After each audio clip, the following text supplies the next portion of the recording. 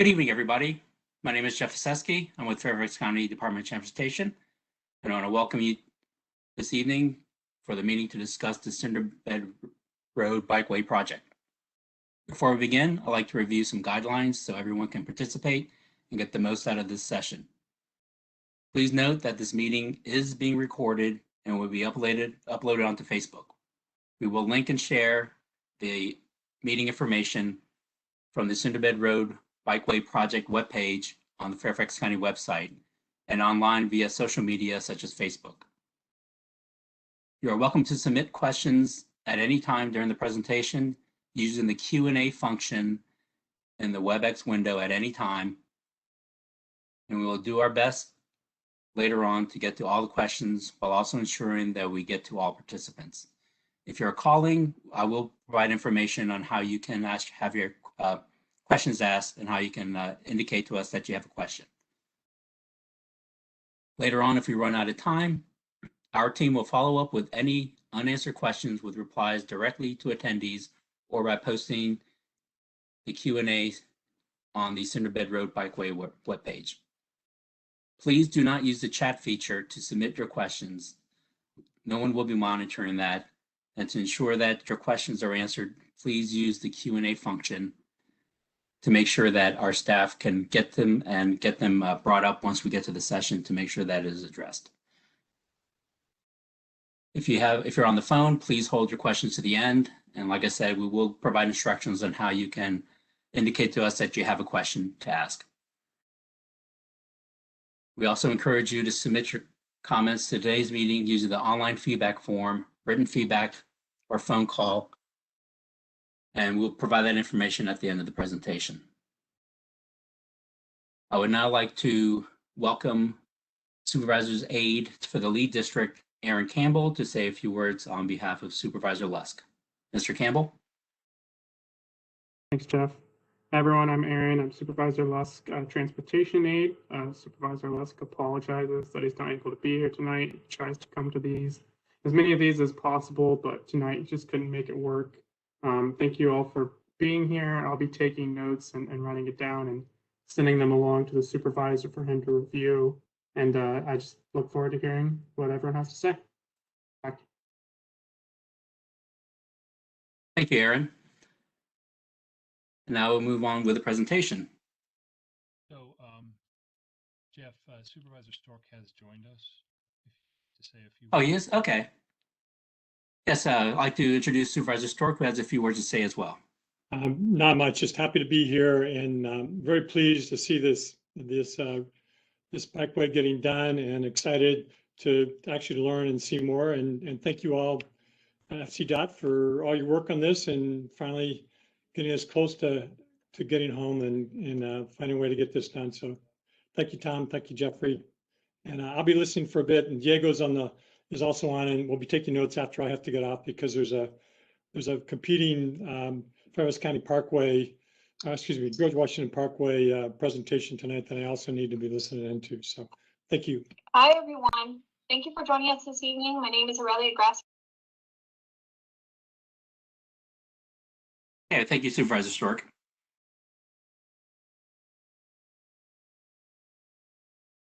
And I'll get forward with the presentation. Contributors for the project are Fairfax County Department of Transportation, Virginia Department of Transportation, who's doing a review for the plans and overseeing the federal funding regulations, the Fairfax County Land Acquisition Division, Fairfax County Utility Design and Construction Division to oversee the construction, Mount Vernon District, Lee District, and our design consultant, Woodman Record and Associates. A quick meeting agenda. We'll talk about the status of the project, features of the project and what it entails, show you exhibits of what the proposed plan for the project for the trail will be. Then we'll talk about the costs and the schedule for what's going on from here on out. And then we'll have a question and answer session. And as I said before, we'll be using the Q&A function in WebEx for handling questions. Please type them in at any point. They will be looked at and once we get to that session, we'll move forward with getting the questions. If you have multiple questions, please note that we might not be able to answer all of them at one point. We want to make sure that everybody that has a question has the opportunity to have it brought up. So if you have more than one question, we'll try to get to as many as possible, but please understand if we're not be able to get to all of them. And unanswered questions will be addressed post-meeting. For phone participants, we will have instructions on what you can do to indicate that you have a question. And as I said before, please do not use the chat function since that will not be monitored. For the Cinderbed Road Bikeway project, FCDOT received federal grant from for partially funding a pedestrian bicycle connection from the Franconia Springfield Metro Station, which also has the VRA station, to Fort Belvoir. A study was done in 2016 to see what would be needed to have a continuous trail between the two sites. And the results of that study show that there was a 6-phase plan, overall plan to accomplish this.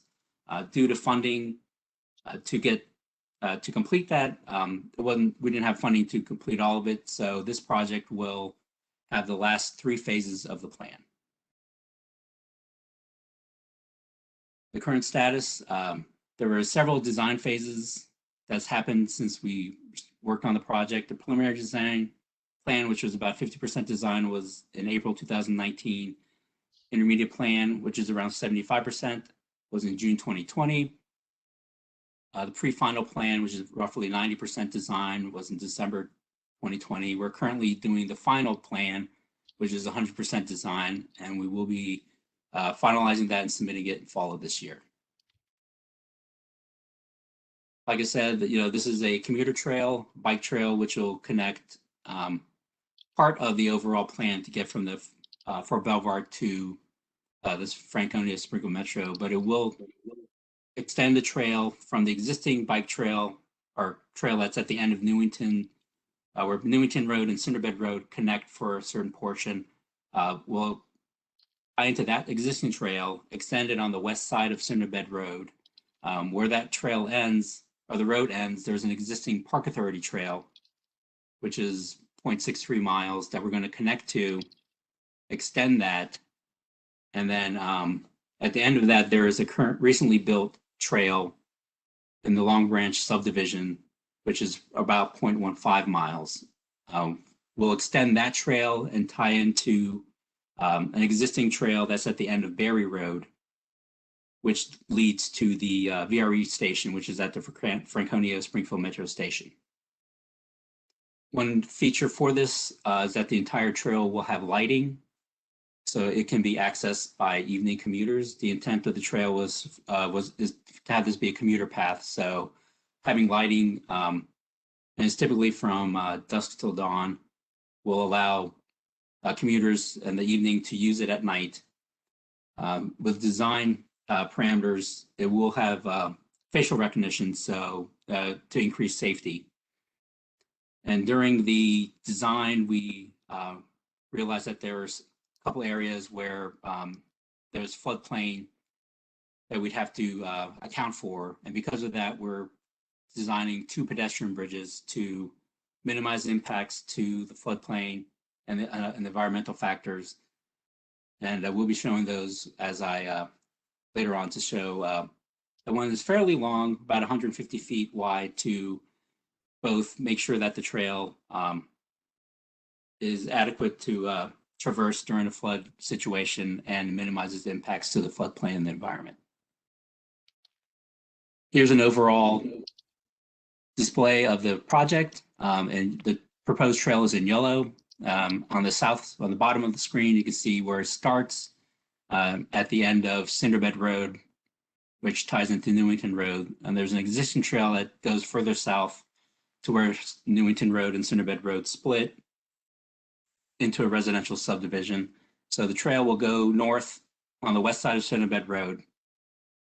And where you kind of see the first dip is where it ties into the existing Park Authority trail. And part of the project will be to analyze the existing trail to see if there's any areas that need to be repaired or replaced just to make it a smooth connection for bicyclists. At the end of that trail, there's a recently built trail in the Long Branch subdivision that we'll be tying into, and then extending that all the way up to the end of Berry Road, where there's an existing trail which leads up to the Franconia Springfield Metro Station. And here is a closer view of what's going on. Looking at this map, the light blue is the proposed trail.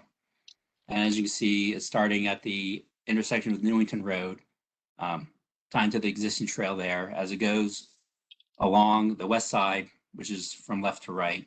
If there's any existing commercial properties, we'll be putting new driveway aprons and commercial entrances with handicap ramps.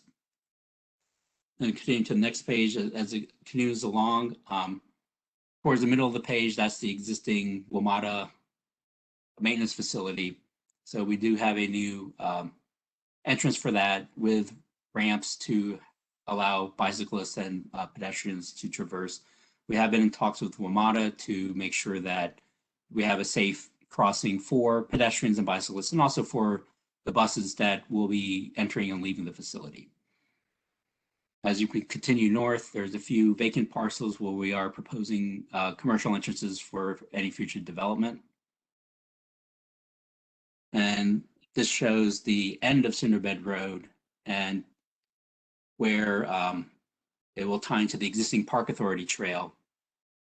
And we'll be redoing a portion of the existing trail to make it less steep, just to make it easier for pedestrians and bicyclists to traverse, especially going uphill.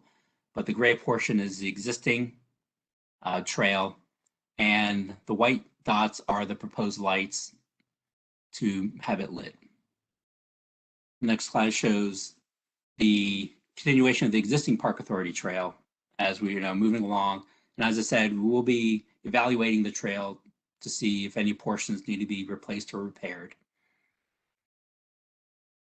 And when that ends, the middle of the screen is the existing or the recently built trail from the Long Branch subdivision. And from that, we'll be continuing it. As we'll see the blue trail to the left is where we're continuing to have it go towards the metro station. And as we go along, we're making sure that there's no impacts to small waterways like little streams or creeks that do lead to tie into Long Branch, and any area where we do see concentrated waters that we will build little culverts or little pipes to have the water flow underneath the proposed trail. We have a few of those from here on out. And then, as I mentioned earlier, there will be 2 pedestrian bridges. The first one is the one on the right of the screen in red to show, to make sure, like I said, we minimize impact to the environment and the floodplain at the point. Here is a profile of a schematic of what the bridge will look like. The little portion here is the actual Long Branch. And we did extensive analysis to analyze the whole floodplain for the whole area, and this was the best location to place it. And we required a fairly long span, which will require an engineered bridge to minimize impacts to the floodplain and the environment, and also allow pedestrians to cross it if there is a storm event. And this continues from the edge of the bridge to continue to the second crossing of Long Branch. And at the end of that, we'll be extending the trail to tie into an existing trail, which you see in gray. And that's the existing trail that leads to the VRE Metro Station side of the Franconia Springfield Metro Station. And here is a side view of this bridge. It's a smaller footprint for the floodplain, so it's not as big of a bridge. And that's the extent of the trail project. One thing that we have looked at so far, several environmental factors that we looked at, analysis for cultural resources, Section 4F of the Department of Transportation Act. Those were some parameters that we had to keep in mind and coordinate with Fairfax County Park Authority for the portion of the trail that we're going to tie into those analysis for hazardous materials, any protected, threatened, and endangered species, regulated aquatic resources like wetlands and streams, and floodplain impacts. Things that we are working on, our ongoing environmental review coordination is working with VDOT to complete their programmatic categorical exclusion under the National Environmental Policy Act. We've been working with them to get them the information they need to get the paperwork together to submit for the local, state, and federal regulatory reviewers. Also, we will be working on preparing permit applications for impacts to regulated aquatic resources and also documenting environmental compliance prior to construction.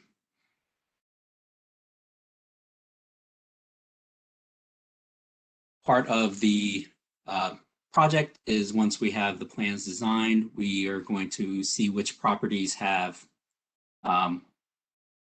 need for easement or right-of-way for the project to be built. And any of those, we will have the proper land right documents prepared. And once there's a completed, we will contact the county's land acquisition division staff to instruct them to begin the process for acquisition. They have a very specific process. And once that happens, they will do their research, prepare their documents, and then contact any property owners and prepare an offer, have some negotiations, and then settle. Another portion for the project is utility relocation. If there's any utility poles or other utilities that have to be moved or shifted due to the proposed trail, we have county staff that's been working with utility companies.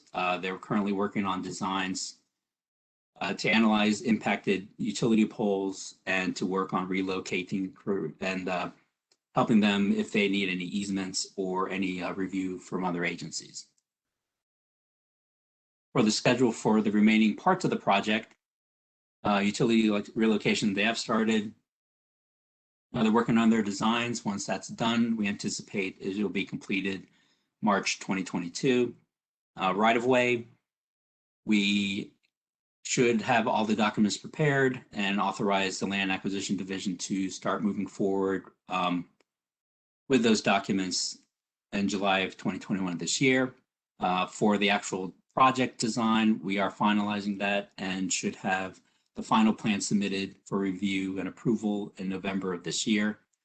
Once that's approved, and then we get the proper right-of-way acquisition and utility relocations, we can finalize the construction documents, and we anticipate having the bid advertisement for that in July 2022.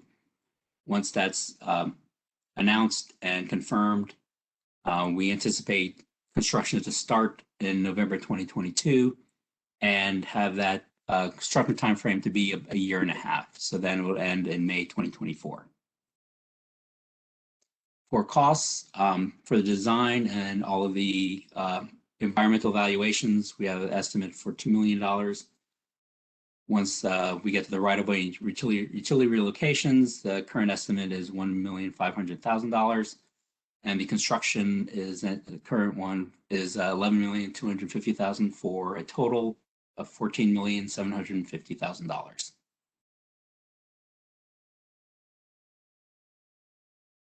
So that concludes the presentation, and now we will move forward with the Q&A portion. Like I said, if you have any questions, please go to the Q&A section in the WebEx form on the screen. Type in your questions. Please do not use the chat function. No one will be monitoring that, and we want to make sure that we get to everybody's question. If you're calling in and have a question, please push *3 on your phone, and what that will do is on the screen, a little hand will be raised, so then we know that you have a question. And remain on hold, and once we get to you, we'll call on you by your number, unmute you so you can speak and ask your question. And then once we've answered your question and you don't have any additional ones, please hit *3 again, which will get rid of your raised hand.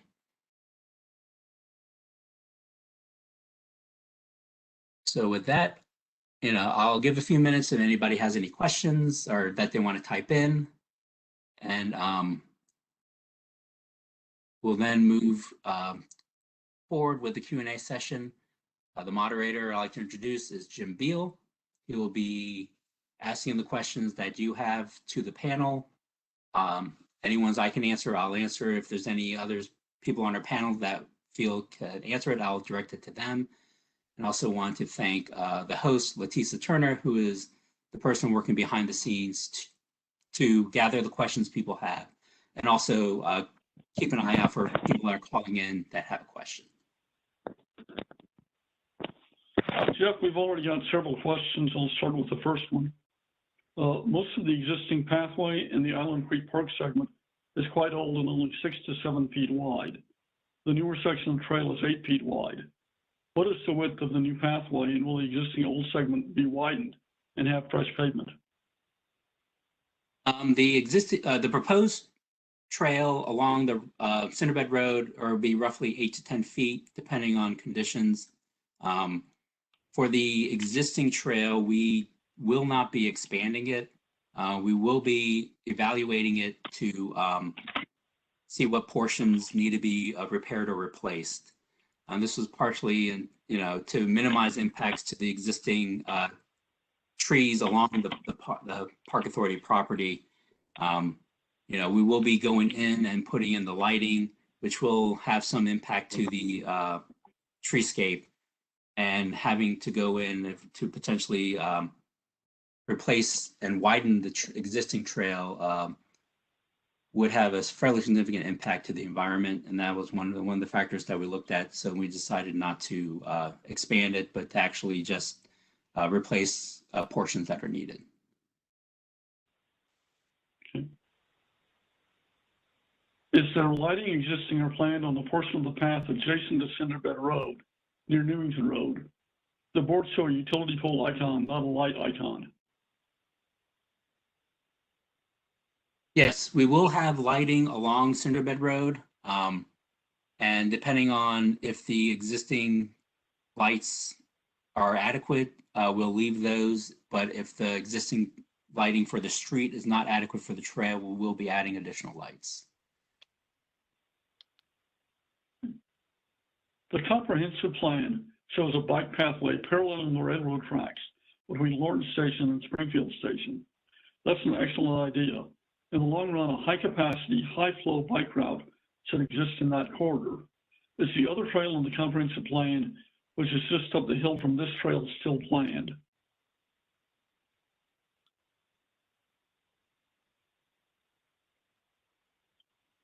With that, I'm not sure. That's something that we can look into.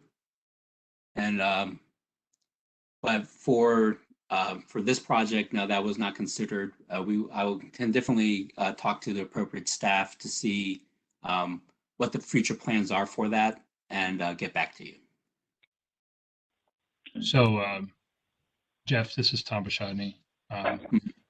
For the audience, I'm the director of Fairfax County's Department of Transportation. We're in the process right now of updating the bicycle master plan and the countywide trails plan, and bringing those together into what's called the Active Fairfax Transportation Plan. As part of that, we're reviewing all of the previous recommendations. And so we don't have a current project to build the portion of the trail from the Lorton VRE up north to this area around Newington, but it is part of the plan and will be looked at as part of the Active Fairfax Transportation Plan. Part of that plan will also be to prioritize improvements, and so that will be a future phase of that plan. Tom. The next question is from the Friends of Alcatene Creek. Improved opportunities for bicycle and pedestrian travel are welcome, but the proposed route means this opportunity will come at the expense of forests and streams. Fairfax County has thousands of miles of streets that need to be made people-friendly first.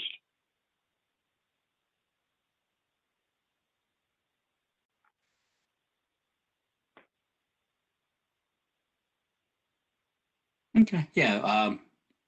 Thank you for your comment. I know We did start to try to look at if there are any streets that we could look at to accommodate this bike trail, but I guess with logistics and sizing and the requirements for that, it was not possible. So that's something we can look into to see if we can do something, but I'm not sure what we can do for that.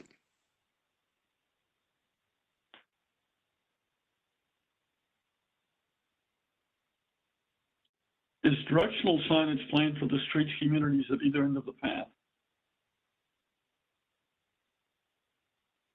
Question, Dan, I broke up for a second. I'm sorry? Can you repeat the question? Sorry. Is directional signage planned for the streets at either end of the path? No, I don't think we have any plans for signage outside the road, outside the trail. No, we don't. And we don't have any plans to sign the actual trail itself. There will be appropriate street signage as needed along Cinderbed Road. And we have no parking signage proposed at the end of Berry Road to prevent people from parking of where the trail will go along the edge of it. But we don't have any signage for directions for the bicyclists or for the trail itself, if that's what they're asking. Jeff, actually, we do have some signage at the beginning of the trail at Berry Road that gives a mileage to Cinderbed Road from Berry Road. But along the trail itself, there isn't additional signage, but there is some guide signs at the Berry Road cul-de-sac. Okay. Next question, Cinderbed Road floods regularly. Are you certain this is the best solution?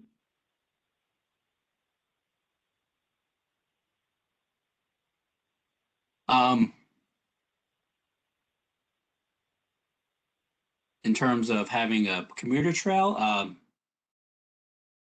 I know we're not proposing any improvements to the street itself. So yeah, if there is a flooding event, commuters or pedestrians and bicyclists will have to account for that. But yeah, unfortunately, there are no street improvements proposed with this project.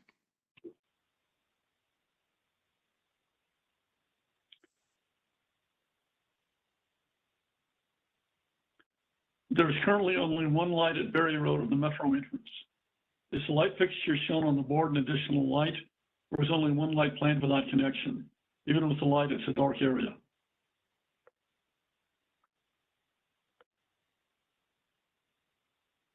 Yeah, Tyler, I think your group will be able to answer that question. Yeah, right now we're showing a new light at the end of the pedestrian bridge, and we have the existing light that's at the walkway to Metro as well. Leticia, I can share my screen to show something, and we have Sean on the line here who could also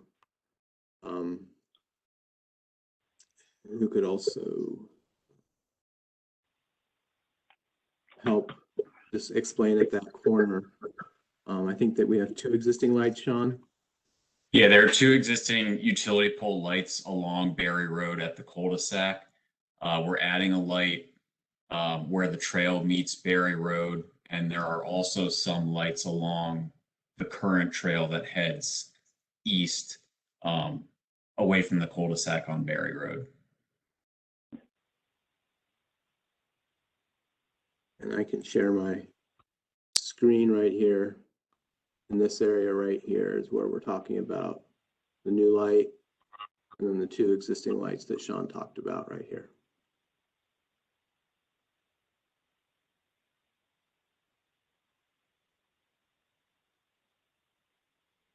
Okay, thank you. The next question, Cinderbed is also an industrial commercial area. Are we certain traffic and pedestrian safety can be achieved? Yeah, we think so. I know with the study, they looked at which side of the street to put the commuter trail, and currently there are fewer entrances and businesses on the west side. So that's what was decided to put the trail on that side of the street, as opposed to the east side where there is several street intersections, several crossings, and several active businesses had their entrances along that side of the street. So putting on the west side what made more sense, and where it ties into the existing Park Authority trail. There hasn't, from several visits, there's been little traffic that far down this Cinderbed Road. So it didn't seem like it would be that much of an impact with traffic on pedestrians. And also for the intersection with Newington Road and Cinderbed Road, there is talks of having a signal put at that intersection for vehicles, and with that, there will be activated crosswalks. I have a question that we state that this is a virtual community session. Please share how you notified owners on Cinderbed Road and local communities such as Hawthorne that this meeting was occurring. We use a standard public announcement. We did reach out to the districts to put in their announcements as well. I know for the subdivisions that will be impacting, we will be reaching out to them, to their boards, and have individual meetings with them. I know one of the subdivisions that we're impacting, we're going to reach out, have a separate meeting just for their group and their board as well, just to discuss the project and the impacts it'll have.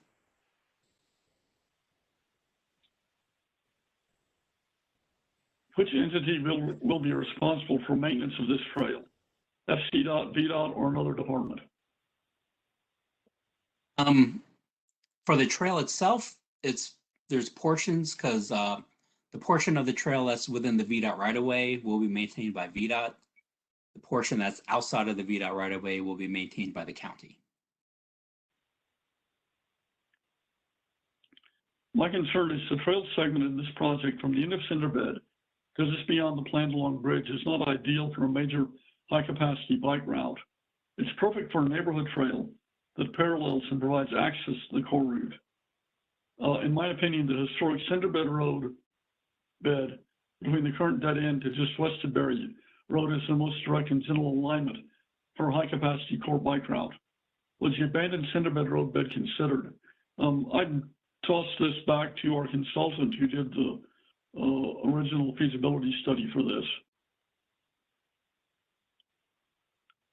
I'll take this, Tyler. Hi, this is, oops.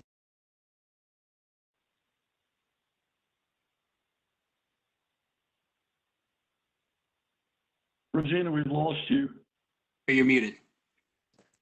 I went muted and unmuted. Sorry, I'm heard from the consultant. We, yes, we did consider the existing alignment out there, but then since the park does have the trail right adjacent to it, we wanted to minimize disruption and use the existing trail as much as possible, so that we were conserving, what was out there, less pavement for the design.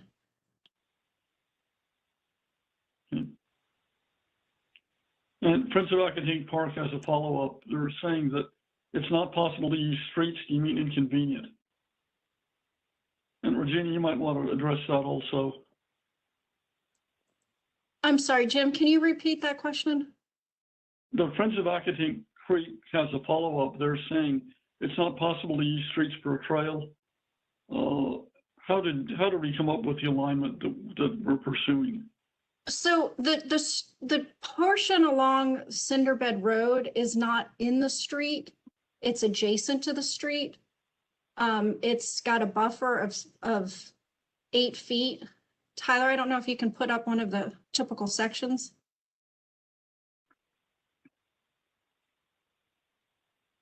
So the southern portion of the trail runs along the Cinderbed Road way, but it's off street. So maybe, if you could either show, one of the sections.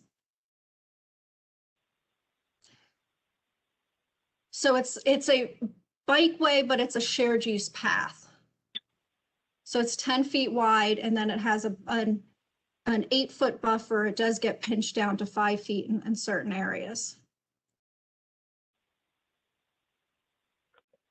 And then if it would help to show the plan a little bit, Tyler, just to show that it is actually off the road.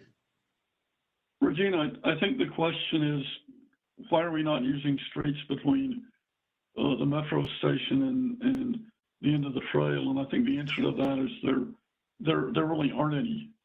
Oh, I'm There- sorry. Yes, there's not. I mean, we did use cinder bed for a good portion of it, but the direct route is from the top of cinder bed up to the Berry Road cul-de-sac and then to connect to the metro trail. Sorry, I thought they said, I apologize, Jim. I didn't hear the question properly. And then, like I said before, we coordinated with the park authority to use the part of the trail that's on there and the developer trail that's part of the development that just went in as well.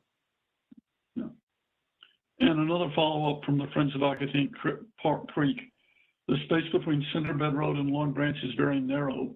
Will any tree buffer remain?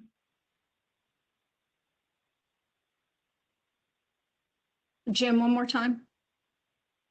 The space between Cinder Bed Road and Long Branch is very narrow. Will any tree buffer remain? For the most of the project, it will. Jeff, I'm sorry, I'm answering all your questions. Oh, no worries. No, We do have one area that at pinch point, it's on the screen right now where Tyler's showing, where it's zooming in pretty close.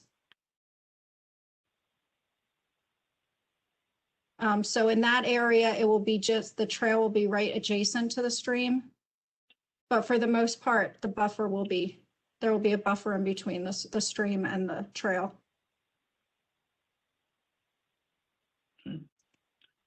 Cinderbed Road is notorious for flooding each time we have a significant amount of rain. A part of the roadway has even been washed out. Why hasn't the county made more of an effort to help current businesses have a safer roadway? So Jim, maybe I can take this one. So the county actually did a project there at Cinderbed Road and Newington Road to try and improve the drainage to reduce the flooding.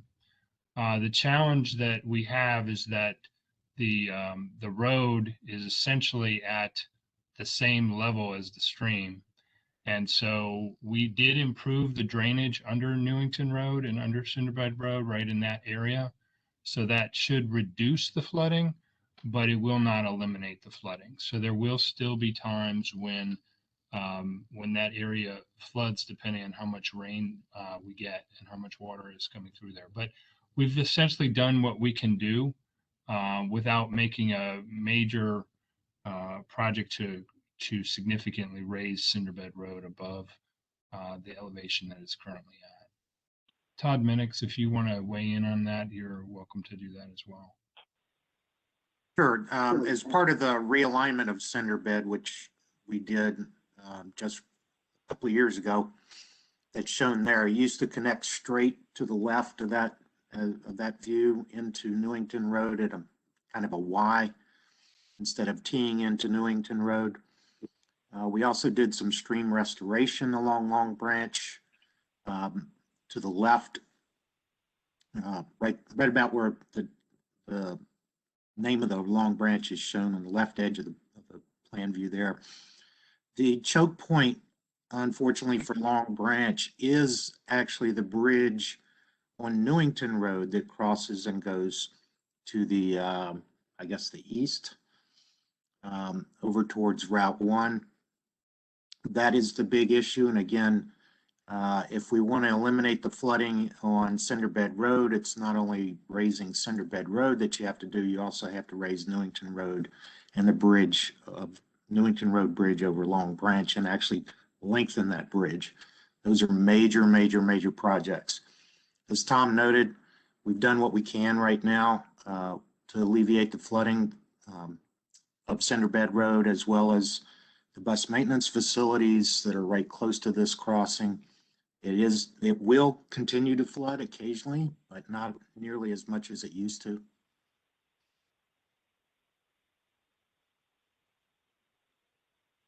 Thanks, Don.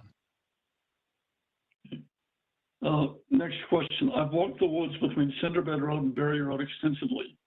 There's a significant amount of trash along the abandoned Cinderbed Road corridor. Is there any program or funding or resource that can be used to include some cleanup as part of this project?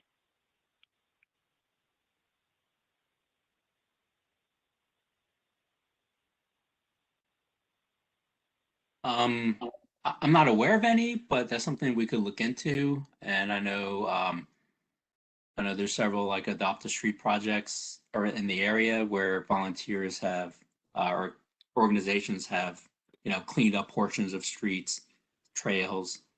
And that's something that can be investigated to see if there's any people that want to participate in that cleanup effort. In addition to that, there may be some other ways that we could look at that. So thanks for the comment, and we'll put on the list for future follow-up. This is an area where no trail exists within the floodplain, part of which harbors a rare Magnolia Bog habitat. The Friends of Alcatene Creek question the need for such a trail that could better be used to enhance the health of streams and watersheds.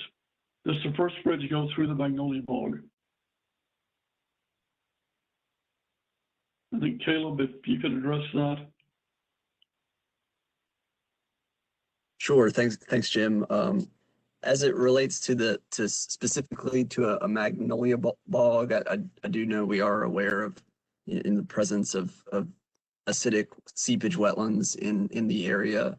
We have coordinated with state agencies as part of the scoping effort for the project to identify resources that should be considered, and as Jeff alluded to, conducted various habitat assessments to evaluate the presence of potentially rare or protected, threatened or endangered species. So that coordination and consideration is certainly something that's gone into the development of the project. And as Jeff also mentioned, as part of our design, we did identify wetlands and streams in the area. So specifically, those seepage wetlands, I guess, that the commenter is referencing. We've done what we can to avoid and minimize those impacts to those features, particularly with that extensive bridge across the floodplain. For those impacts that we can't avoid, we will be required to get permitted from regulatory agencies that oversee those resources. Instead of building the bike path, have you considered using the local relatively quiet roads? The road route is 2.5 miles. The proposed bike path is 2 miles. Is it worth building the trail to save a half mile through the woods?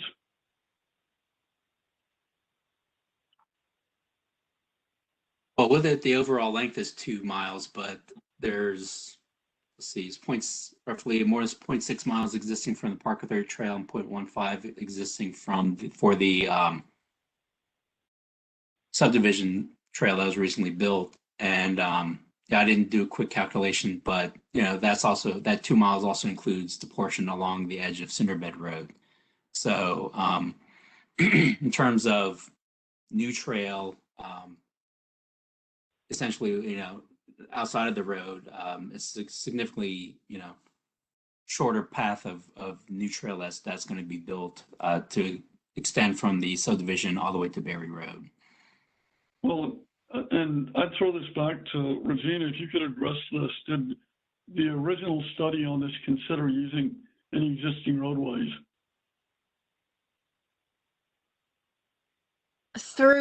From up at the end of Berry Road, it did, the application did go down to then use Cinderbed Road and not meander down Berry Road over to Beulah and over. I believe, we want to have the shortest distance. The goal of the Bikeway is to go all the way down to Fairfax County Parkway and then go over and connect all through the Mount Vernon bike paths. So the study did extend from the end of Cinderbed up to Berry that way and not reroute around through the roadway networks over to the east. Okay. A logical extension of this project would be to extend the pedestrian sidewalk from Newington Road to Telegraph. Does the county intend to connect other pedestrian bicycle options by extending the sidewalk on Newington Road on south to Telegraph Road?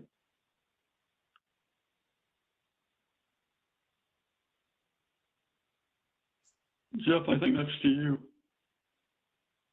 Yeah, at the end of Newington Road, let's see, trying to think without a map in front of me. I know the original study was to extend, or, this is 3 phases of a 6-phase plan to connect the metro station to Fort Belvoir. So, the previous 3 phases is from the fort up to the end of Cinderbed Road. So there was studies for, plans to have that portion. I know, that if once there is funding in the future to have, the first 3 phases built, that's something that will extend it further south in that direction. I know one factor from the study is the existing underpass for that abandoned train crossing, which narrows the street and would make it difficult to put a trail in it or around it or through it. So that was one of the, that would be a significant cost for that portion once, the trail is extended to go to the south.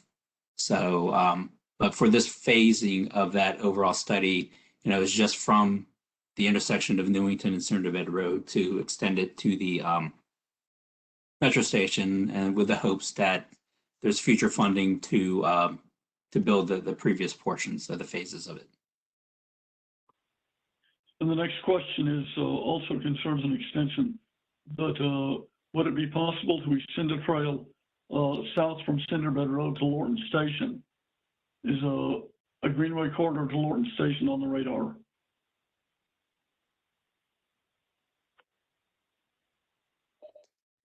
And Jim, I think that goes back to the original. There was a similar question earlier about that. And I believe the current, the bike master plan currently does show a trail there, and that is being updated as part of the active Fairfax transportation plan.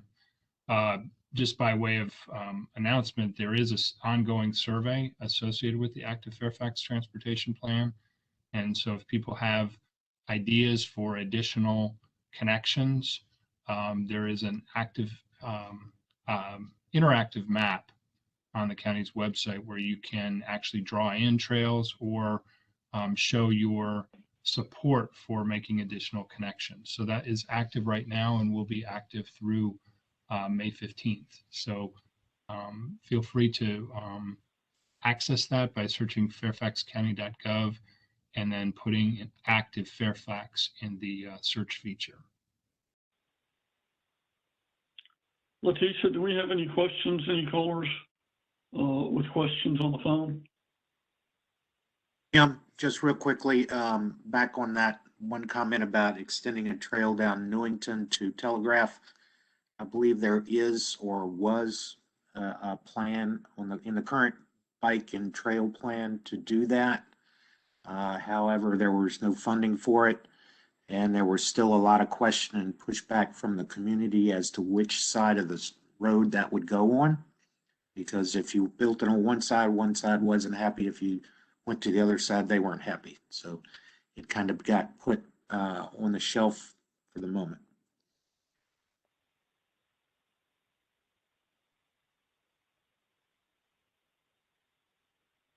Jim and Jeff, there are currently no call-in questions or hands raised from call-in numbers. Okay. I guess, if anybody has a quick question, get it in now. Otherwise, we will move forward and get to the end of the presentation. See if I can get control again.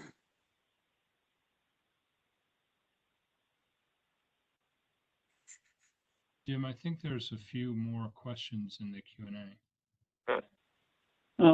I had skipped over some of them that I thought we'd answered before.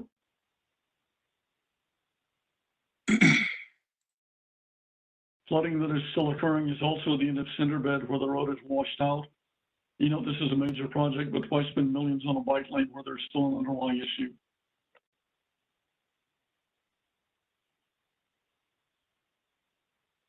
I guess maybe I can address that and maybe a couple of other questions that are in here as well. You know, one of the reasons we're building this facility is to provide access to transit without having to drive to the Franconia Springfield Metro Station or the Franconia Springfield VRE station. We believe that this is a very bikeable distance and that if there is a proper facility, people can bike to transit versus getting in their car and driving either to the Franconia Springfield station or driving for their entire trip. And so we do believe that this facility, the principal purpose is to allow for access to transit so that we can reduce greenhouse gas emissions. We can do what we can to encourage alternatives to driving alone and make it more convenient. That's one of the reasons why we're looking at a very direct route, again, to make it as convenient as possible for people to leave their cars at home and to use transit and to bike as opposed to adding additional pollution to and congestion to the road network. Another question, what is the timeline for this project? As I said before, we're currently in the final design. We anticipate submitting them for final review November of this year. When things go according to plan, after that, we'll move forward with finalizing utility relocations, which should be next spring. And then once that is completed and all of the right-of-way information or acquisition is completed, we move forward with announcing the bid for construction, which is July of next year. And once the bid is open, then closed, the winner is announced, they're vetted, and then we move forward with the construction. We expect construction, let me pull up the slide. Make sure I don't get the dates wrong, but yeah, let's see. Yeah, construction in November of 2022, and we anticipate 1.5 years for construction for the entire trail and bridges, so it'll be May 2024. About the lighting, did you consider the effect of light pollution on insects? The W&OD trail has no lights, but is safely used by cyclists at night.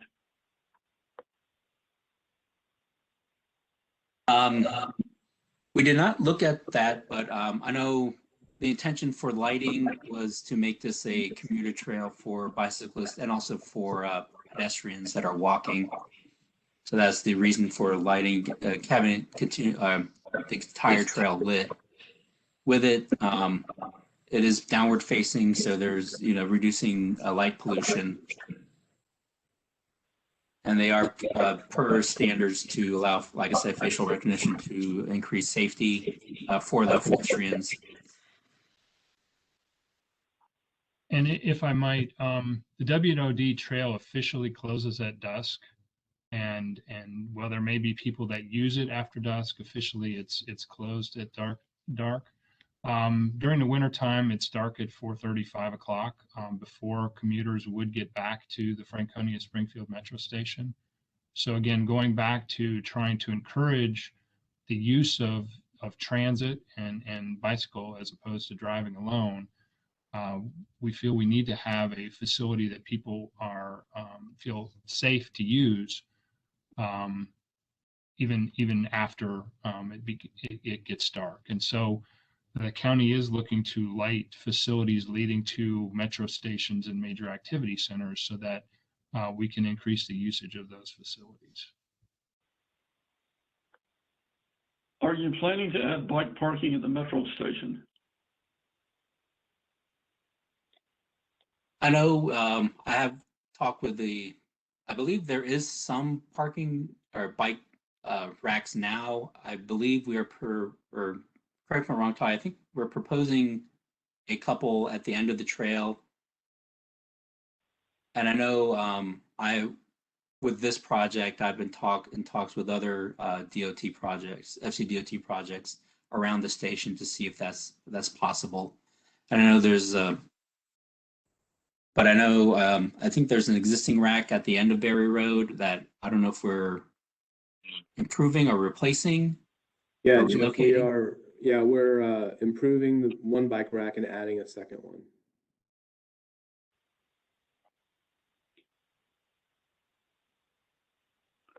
Okay.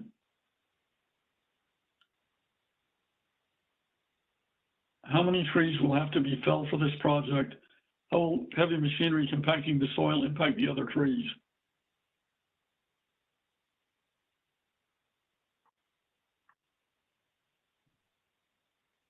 No, we're still, I think, we still have to do tree analysis to see what the impact is. And I know, since we're using the existing Park Authority trail and using the trail itself for the vehicles to do the lighting construction, with that we're minimizing, the impact to the trees. Part of the plan design or submission is to do a tree analysis. And I don't know if Tyler or Caleb, you might be able to chime in on that. Yeah, Caleb can give a little more detail, but we did do a tree survey. So Caleb, if you can expand on that a little bit. Absolutely. Thanks, Jeff and Tyler. As it relates to trees that are along the Park Authority property, per our coordination with the Park Authority, we have conducted a tree survey to specifically identify trees that would either need to be removed or protected.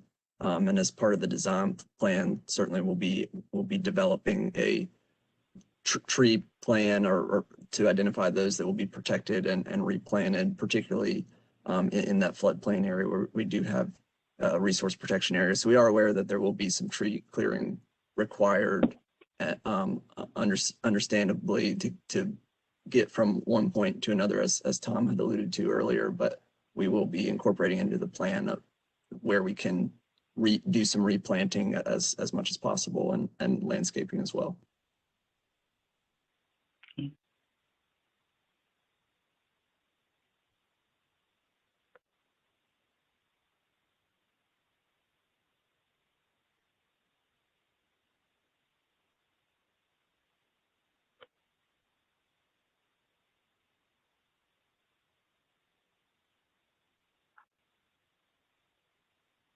I believe that's all the questions.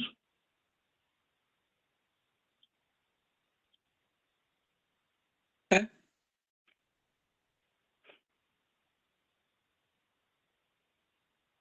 So if there are no more questions, then that concludes the presentation for tonight. Jeff, before you conclude, there's been some questions about or some comments about facial recognition. We aren't looking to install facial recognition technology, but we want people to be able to recognize each other's faces when they're passing on the trail, so that people feel comfortable about being on the trail. So just wanted to clarify that for the group. Oh yeah. The facial recognition it's adequately lit, so when you see a passerby, you can it's bright enough to actually see their face. There's nothing obscured, so there's no doubt that you can see people, and then also people can see you as well. So that's the intention of, with the term facial recognition, you can actually see people clearly, and also vice versa, they can see you clearly as well. Thanks. But okay, thank you, Tom. But yeah, if there's no other questions, this concludes the presentation. If you want to leave any comments or feedback for the project, you're welcome to do so. There's several avenues to do it. If you want to go online, the website for the project is on the screen. Also, if you don't want to type it down or you can't get to it right now, it's on the Fairfax County website. If you go to fairfaxcounty.gov, on the top of the screen, you see a little magnifying glass. If you type in Cinder Bed Road Bikeway, it should be the first thing that pops up. With it, once the recording is downloaded, we'll upload it onto that, or a link to it on this page. We also have this PowerPoint presentation available. We'll also have exhibits with a little bit more detail of what was shown for the project length. It also has the cross section so you can see existing road, buffer, and the proposed trail, and also along the trail portion itself, not next to the road. So you can get that information. On the bottom of that web page, you'll see a red feedback form link. If you click on that, you'll be able to type in any feedback that you want. Also, if you want to write in the address here, you can go to FCDOT, attention, Cinder Bed Road Bikeway Project Feedback, 4050 Legato Road, Suite 400, Fairfax, Virginia, 22033. Or if you want to call, you can call me. My number is 703-877-5792. And we want to ask if you provide feedback before or by the end of Monday, May 24th, 2021. That way we can collect all the feedback and digest it and see if we can, see how it affects the project and see what we can do to make any changes as needed. Once again, I want to thank our panelists for being here. I want to thank you all for attending the meeting, asking very good questions. Like I said, the recording will be made available. Once it's up and running, we'll post on the project website and also on our Facebook page so you can get a link to watch it again. And if we didn't get a chance, I think we got all the questions, but if we missed any, we'll definitely make sure that they are addressed, and whoever asked the questions, we'll get back to them to provide the answer.